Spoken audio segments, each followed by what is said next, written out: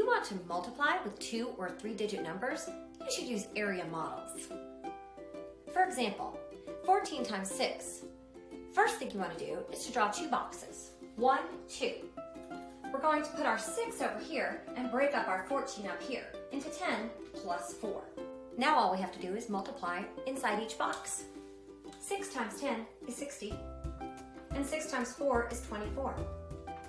Our final step is to add up those partial products. So we have 60 plus 24 for a final product of 84. If you're multiplying by 3 digits, you're going to need 3 boxes.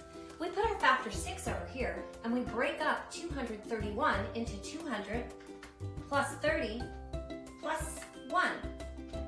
6 times 200 is 1200. 6 times 30 is 180, and 6 times 1 is 6. We add up each of our partial products, and we get 1,386. Area models are a great way to solve multiplication problems with larger numbers using mental math.